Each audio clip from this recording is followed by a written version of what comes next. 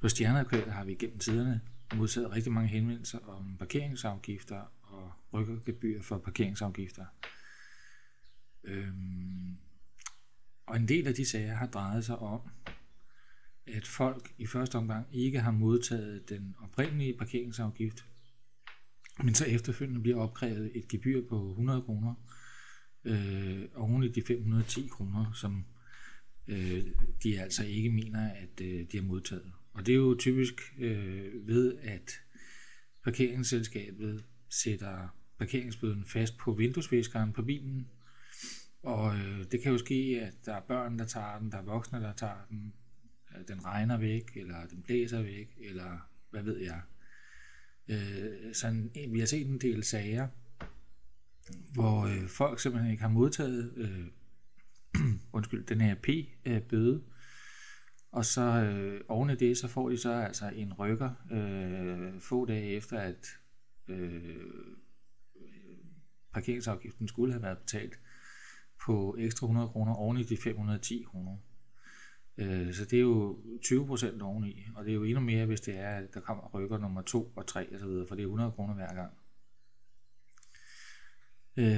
Det er noget, der kan få blodet til at koge i mange mennesker, og hidtil har retstilstanden været lidt uklar, fordi kunne de private parkeringsselskaber i virkeligheden opkræve de der 100 kroner, hvis det var sådan, at bilisten i første omgang slet ikke havde modtaget parkeringsafgiften. Og det er der nu kommet en afgørelse fra Højesteret 4. marts 2010,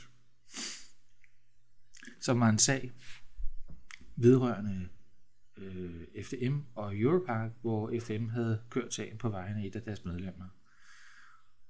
Og Højesteret nåede frem til, at det, at man sætter en parkeringsbøde fast på vinduesviskeren, er ikke det samme som, at parkeringsafgiften er nået frem til brugeren, bilisten. Det er lidt juridisk teknisk, men det betyder, det er, at hvis bilisten hævder, at han ikke har modtaget parkeringsafgiften i første omgang, jamen så har han ikke pligt til at betale det ekstra gebyr på de 100 kroner. Det har Højesteretsdom af 4. marts slået fast en gang for alle. Så vi har nu en fuldstændig klokkeklar retspraksis, som betyder, at de private parkeringsselskaber i situationer, hvor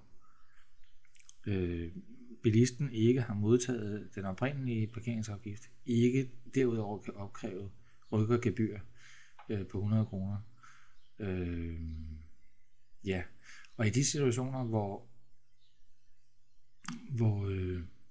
hvor folk har betalt de der 100 kroner i protest, altså før højesteretsdommen, der har man mulighed for at få det beløb tilbagebetalt.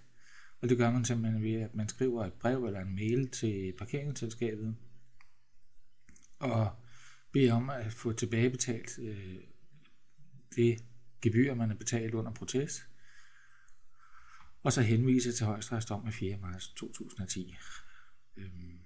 Ja, men det var, hvad jeg havde i dag.